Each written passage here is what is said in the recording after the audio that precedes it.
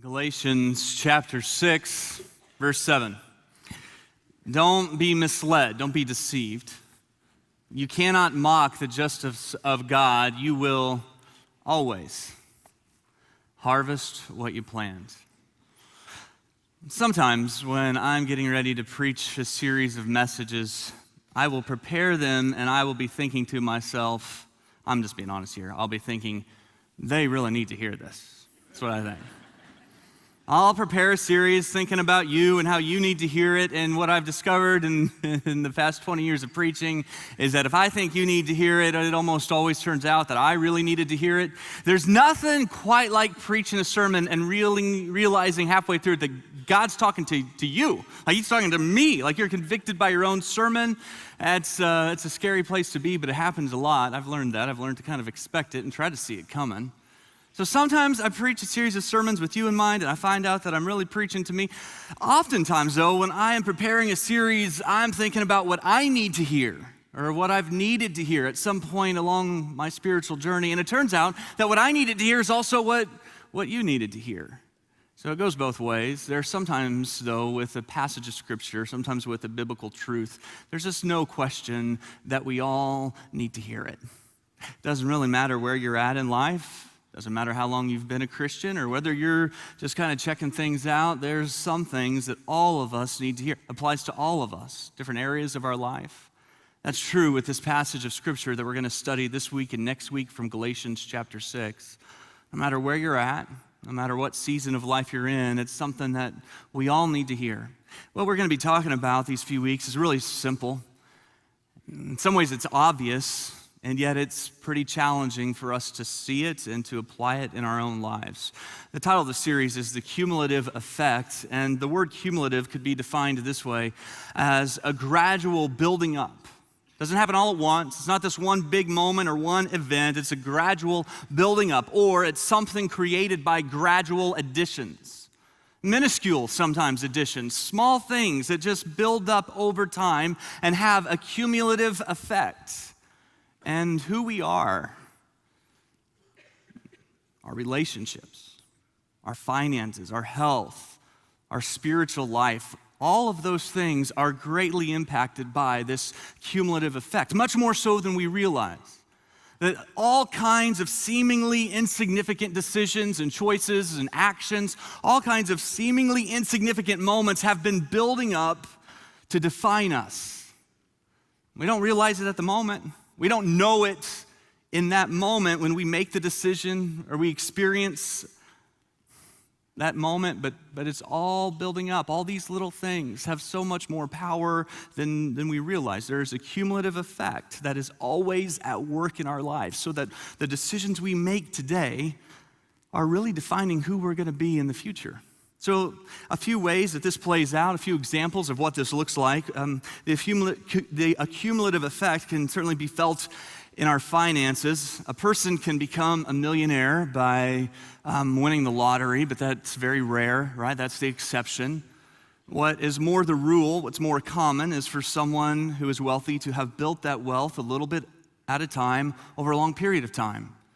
Maybe you've read the book, The Millionaire Next Door, and it just illustrates how most people who have wealth in our culture are not people who had some incredible invention. It's not that they had a lucky lotto ticket. It's just that over time, they were making some small decisions, and after enough time, there was an accumulative effect of the decisions that they made. And so you have a 25-year-old young lady who decides that she's not going to drink the expensive coffee, and she's not going to have soda at lunch. She's going to get water instead, and she is going to put $5 in savings every day. It's $5, not very much. I mean, anybody can do that. Anybody can do that. And so for $5 a day, she starts saving. And her friends, at lunch say, it's just a soda. It's not that big of a deal. It's just a soda. Drink it. Enjoy a soda. It's just a coffee. Go ahead and get a coffee. It's a little bit more expensive, but it's just a coffee. But she sticks with it, just one day at a time, $5 a day. By the time she's retirement age, just doing that every day, nothing else, just investing $5 a day, she's got over $1 million. That's the power of a cumulative effect. In the moment, it doesn't seem significant. In the moment, it doesn't seem that big of a deal, but it's building up. It's building up. We hear examples like that, and in some ways they seem too easy. A lot of us like a big solution. We want to solve the problem with this one big decision, but the cumulative effect typically is built on things that are easy to do, but also easy not to do, right? Like it's easy to order soda or water instead of soda. It's easy. Anybody can do that, but it's also easy not to do. And it tends to build based on decisions that are easy to do, things that are easy to do, easy not to do. So conversely, if you talk to someone who has $30,000 in credit card debt and you ask them how that happened, I mean, I didn't go on a $30,000 shopping spree one day. It was just $10 here, $20 there. They were shocked when the first bill came in, and they thought, well, I'm going to get to it. I'll make some changes down the road in a different season of life. But they just kind of kept going with that, and eventually it hits $30,000 of credit card debt. They're not really sure how it happened, but it happened a little at a time. The cumulative effect can work for you or it can work against you. Another example is in the area of our health. If I show you this picture,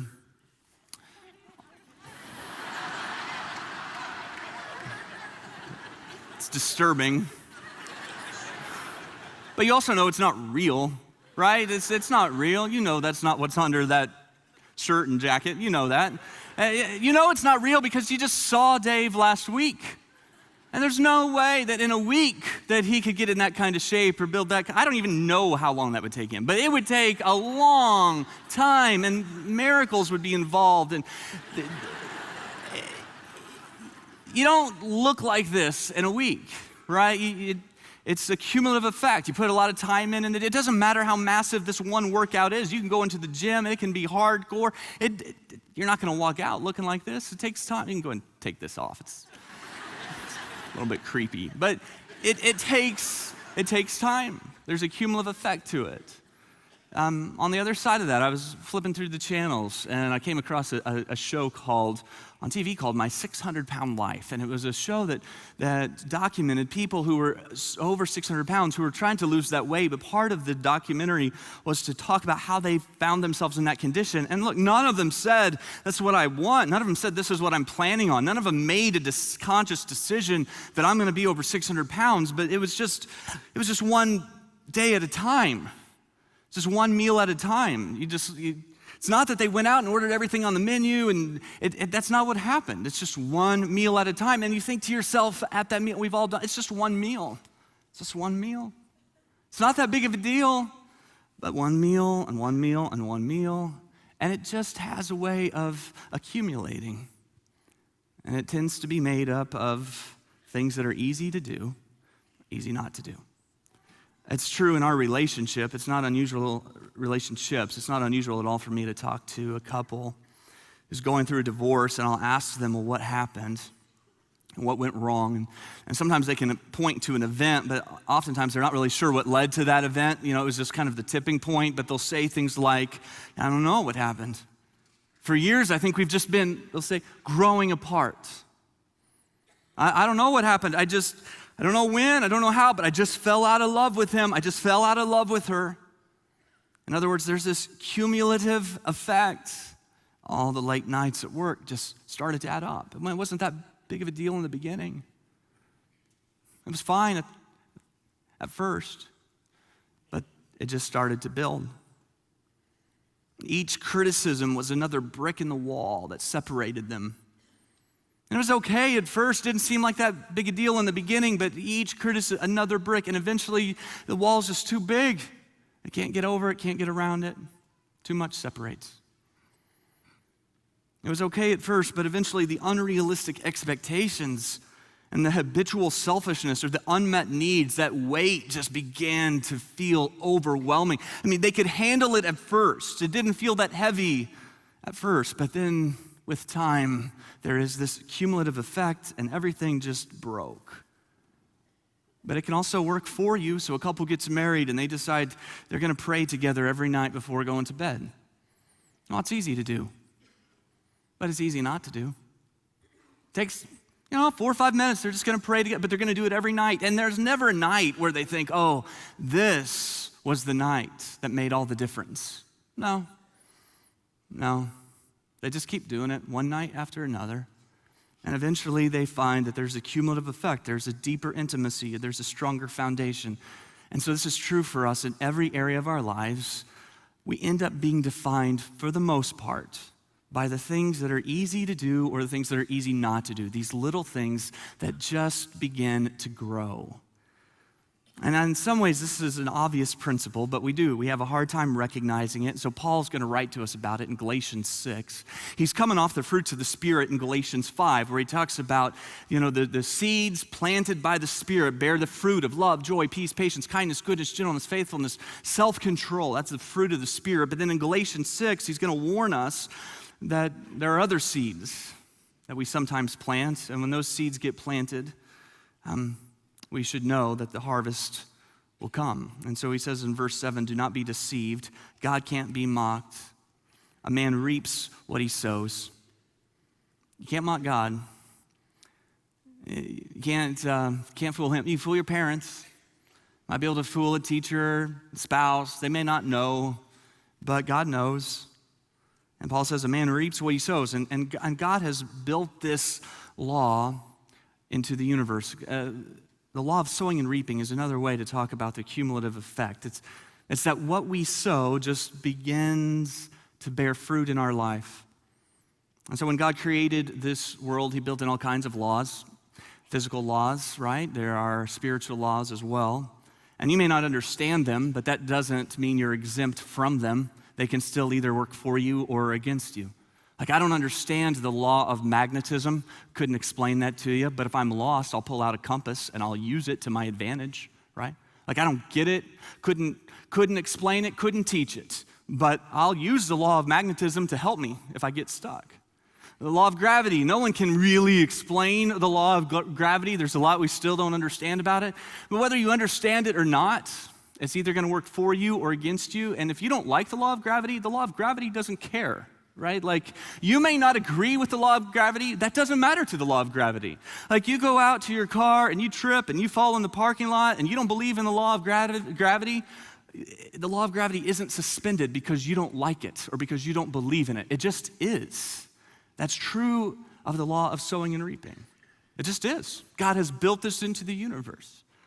And it's consistent. Like, the law of gravity is not just true on some days, but not true on others. I mean, it'd be interesting if it was inconsistent that way, like Monday's gravity day, Thursday no gravity, and it kind of changes around and you're not exactly sure when it's gonna work and when it's not gonna work, and it's just always there. It's just true. And that's the case. Paul says, you will always harvest what you plant. It's how it works. You don't have to like it, you don't have to agree with it, you don't have to understand it, but it is. It's true. And it can either work for you or it can work against you. In the first chapter of the Bible, God explains in physical terms the law of sowing and reaping. In the creation account, it says, then God said, let the land sprout with vegetation, every sort of seed-bearing plant and trees that grow seed-bearing fruit, and these seeds will then produce the kinds of plants and trees from which they came. And that's what happened. The fruit has seeds, and the seeds bear the fruit from which it came. And so what I want to do is kind of look at this law of sowing and reaping, this cumulative effect, and I want to point out some things that I know are obvious. Like, I know you already know these things, but that we tend to often miss or underestimate in our own life. So here's the first thing, is the seed you plant matters. I know that's obvious. Of course you know that. Of course you know that if you want corn, you don't plant beans. Of course you know that. If you want pear trees, you don't plant apple seeds. And if you want pear trees and you plant apple seeds, then you probably shouldn't get all upset and act like you've been cheated when you get apple trees from your apple seeds. That's what you planted. What did you think was going to happen? And yet somehow in our lives we get frustrated. We don't seem to understand, or somehow we're surprised when what we planted actually starts to bear fruit. Now, it's not what we wanted oftentimes. We wanted pear trees. It's genuinely what we want, but we planted apple seeds. So we're going to get apple trees. And so the seed that you plant matters. And we shouldn't be surprised when what we put in the ground is what we get out of the ground, Paul says. In Hosea chapter 10, verse 13, God says, you planted wickedness, now you've reaped evil. What did you think would happen? If you sow seeds of lust, I I know you want to have this satisfying, fulfilling, intimate relationship with your spouse, or maybe one day with your spouse. But if you sow seeds of lust, you're going to reap a harvest of dissatisfaction and frustration. And that's what you're planting. If you sow seeds of greed and selfishness, you're going to reap a harvest of discontentment. If you sow seeds of laziness and passivity, you're going to reap a harvest of disappointment and regret. If you sow seeds of anger and rage, you will find that you are reaping a harvest of fighting and arguing and constant discord in your relationships. Well, what did you think would happen? Those are the seeds that you've been sowing. Now, here's what we do. When we want pear trees and we end up with apple trees, and that's embarrassing. I mean, we've told people, I'm going after pear trees. What I want are pear trees. That's what I want. And when we have apple trees, it makes us look pretty incompetent as farmers, right? And so what do? We blame other people when what we wanted to harvest isn't what we got. We start to blame other people, say, well, look, I wouldn't have been planting these seeds of anger.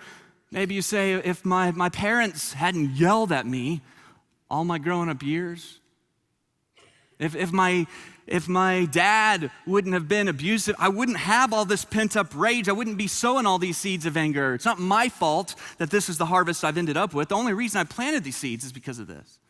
It's not my fault I've been planting seeds of lust. That's not my fault. My spouse doesn't even seem to show any interest in me. It's not my fault that I'm planting these seeds of passivity in my life. No one listens to what I say. No one respects my ideas. So what's the point of even trying? And so we start to blame other people for the harvest that we're receiving, for the seeds that we've been planting. I don't know if you heard the story about, it was in California, where a city dump truck backed into this guy's car. The guy's name was Curtis Goki. City dump truck backed into Curtis Goki's car. It was damaged so badly that Goki sued the city for $3,600 and said the city hadn't properly trained the driver of the dump truck. The reason why it made national headlines is because the driver of the dump truck was Curtis Goki. He hit his own car, then sued the city for not training him properly to drive the truck that hit his car, right? And the case got thrown out, if you saw this, got thrown out because the judge basically said, yeah, man, you can't sue yourself. It's not going to work that way. So the case got thrown out, but I kind of get it. You know, I kind of understand it, where you find yourself in such a mess in some area of your life where things have just kind of fallen apart, and it's embarrassing. And what you're harvesting isn't what you wanted to harvest, and so you need somebody to sue. You need to blame it on someone. So you say, well, I wasn't trained properly. If I would have been trained properly, I never would have gotten myself into this situation. And so we don't take the responsibility for it. And I see this oftentimes as a pastor, where people don't get the harvest they were wanting, and then they blame God.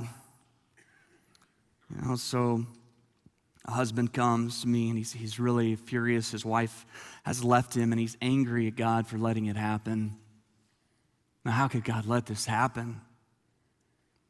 Well, you know, what did you think was going to happen?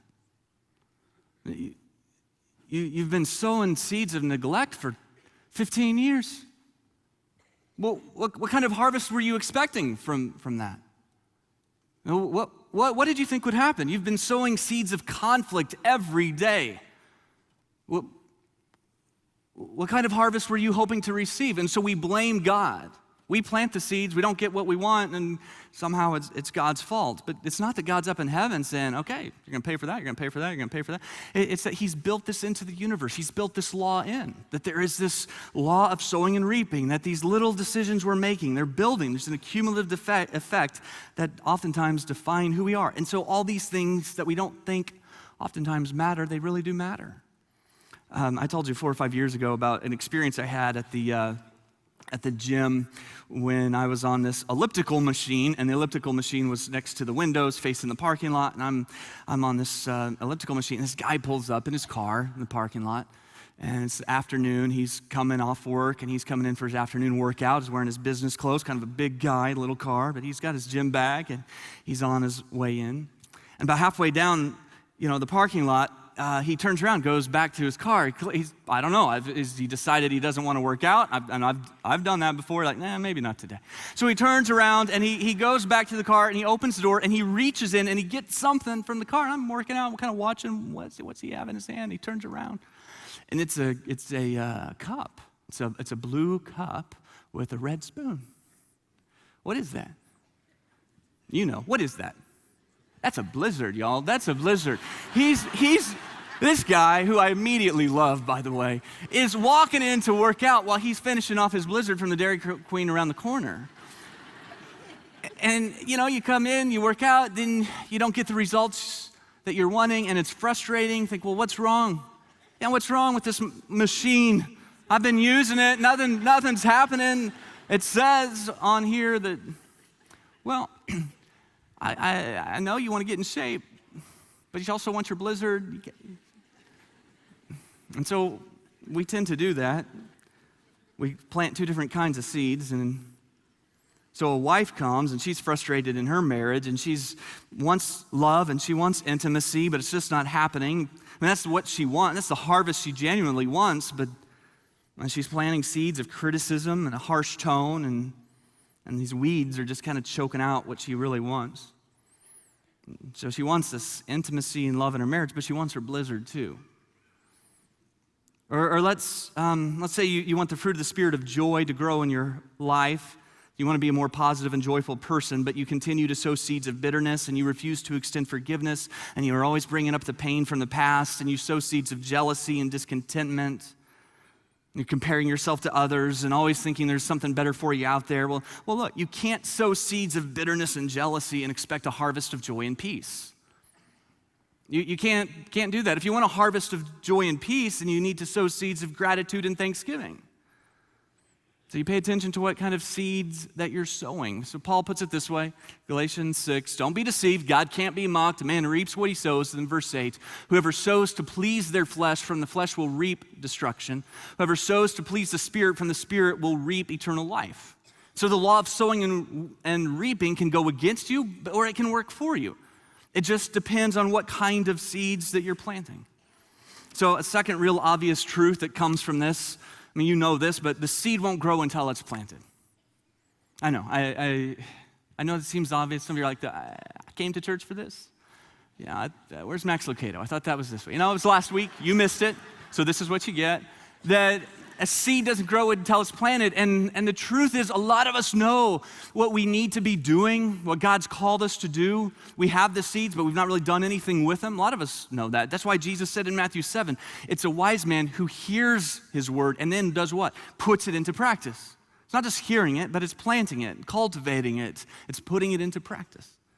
When my youngest daughter was like 9 or 10 years old, we were at the store, I think it was Lowe's, and they had this display with packets of seeds, right there where you check out. And she saw watermelon seeds and loves watermelon, so we grabbed some watermelon seeds and we took them home and we were going to plant the watermelon seeds until we found out that it takes 120 days for that seed to turn into a watermelon. And then she immediately lost interest because she was thinking maybe later that afternoon if that would be ideal. And so the seeds, watermelon seeds, somehow ended up in the junk drawer of our laundry room, and it's where all things go to die. And like 8 months later, I happened to stumble across this pack of watermelon seeds, and when I saw them, I didn't get frustrated. I didn't get upset. And like, well, wait, it's been 120 days. Why aren't there watermelons? Why are these still seeds? No, I understood. If the seeds stay in the drawer instead of get planted, nothing really happens. And I have this tendency in my life spiritually to know some things, to be aware of some things, to understand what God wants of me in some areas, but to just kind of put those things in the drawer and then get frustrated when I don't harvest a crop from the seeds that I never actually planted, right? And until it gets planted, until it gets put into practice, nothing really changes. One more real simple truth from the law of sowing and reaping is you will always reap more than you sow. And we know that. It's obvious. If you plant an apple seed, you want more than one apple to come from it. You're expecting apple tree with bushels of apples, and from those apples will be more seeds, more trees. But the law of sowing and reaping teaches us, we'll talk more about it next week, is that small things matter, that there's just either great blessing or there's great destruction that comes from small things, but you'll always reap more than you sow. And so we oftentimes think, well, this isn't that big of a deal. Listening to this kind of music doesn't really impact me. Yeah, but a seed always reaps more than it sows. Well, yeah, okay, but it's not that big of a deal. Maybe you say, I just called the guy back. It was just one date. I know his reputation's a little sketchy. I know he doesn't have any real faith in God, but it's just one date. It's just a small thing. I know, but you always reap more than you sow. And that can work for you. It can work against you. And it can work for you where you start spending time in the Word of God every morning, just prayer and meditating on Scripture. You just do that tomorrow morning. You say, I'm going to do it the next morning after, and the next morning after, and the next morning after, and eventually it starts to grow. You don't struggle with some of the things you used to struggle with. You find some of the fruit of the Spirit from Galatians 5 beginning to grow in your life. You take some of this principle and you put it in your marriage, and you think, I'm just going to start sowing some seeds of affirmation. I'm just going to start affirming and encouraging my spouse. Maybe you just say, I'm going to jot a little note of encouragement every day. Well, you think, well, that's easy to do. It's easy to do. Anybody can do that. Okay, well, then do it. Because the challenge is that the things that make the big difference are oftentimes easy to do, oftentimes easy not to do. It's easy to write a note of encouragement, just a couple sentences. It's easy not to do it. So start doing it. Just see if it works. I don't know if you've heard of the theory called the broken window theory. I was reading about it. It's a theory that originated in the 80s when crime in New York City was out of control. An expert said this crime epidemic would be incredibly difficult to fix. It was spiraling quickly. It was very complicated, very multifaceted in the issues that needed to be addressed: unemployment, racism, broken families, lack of education, drug abuse. And then there were two criminologists, James Wilson and George Kelling, that came up with what's called the broken windows theory. And the idea was pretty simple. It's that, hey, it's a mess. There's so many things that need to be addressed. We don't really even know where to start. But one of the things we've noticed is in all these high crime areas, there are a lot of broken windows. So what if we just fixed all the windows? What if we just started caring for the environment that people are in that way? Maybe that would have some impact. And so that's what they did, among other things. But they just said they're gonna fix all the broken windows. And if one window gets broken, they're gonna fix it as soon as possible, because if one's broken, then it's okay to break another one. And then 40 years later, murders had dropped by 2/3, felonies were cut in half. And obviously, a lot of things happened. But it began with just, hey, let's just fix all the broken windows and see where that goes. And so the challenge for us is to apply this, to apply the broken windows theory in your life. Maybe to look at some areas where you're harvesting something that you don't want to harvest. And to ask, what are some seemingly insignificant things I can do differently in this area? What would that be? So maybe you're in debt and you're just really struggling with that. Okay, so just what are some seemingly insignificant changes you can make? And start making them. You find the smallest debt you have and you say, okay, I'm just going to start paying on that. I'm going to get that paid off, and I'm going to get the next one. And you just do what you can, a little at a time. And you'll be amazed at the law of sowing and reaping, the cumulative effect that takes place. Maybe it's in your marriage. You're really not sure what to do, and everything kind of seems like a mess, and there's just so much history to it. So husbands, what if you just did this? What if you just said, every night I'm going to rub my wife's back, and I'm just going to pray for her, just quietly. I'm just going to pray for her and rub her back for 5 minutes. Just for 5 minutes. You think, well, that's easy to do. I mean, anybody can do that. Is that really going to make a difference? Just try it. I mean, it's easy to do, but it's easy not to do. So just try it for a little while. See what happens. Just decide that spiritually you're gonna plant some seeds that maybe you've known about for a long time, but you've never done. You know that God's calling you to pray for your kids, but you've just kept those seeds in a drawer for a long time. So what if you just said, just for a few minutes every day, maybe in your car when you're by yourself, you're going to turn off the radio, you're just going to pray out loud for your children. And you just start doing that every time you have the opportunity. That's easy to do, but it's easy not to do. And you start seeing how this law of sowing and reaping, how this cumulative effect is at work in your life. And you can reject it, you can resent it, you can deny it, you can disregard it. It doesn't matter. It can work for you or it can work against you. So Paul says, don't be misled. God cannot be mocked. A man always reaps what he sows.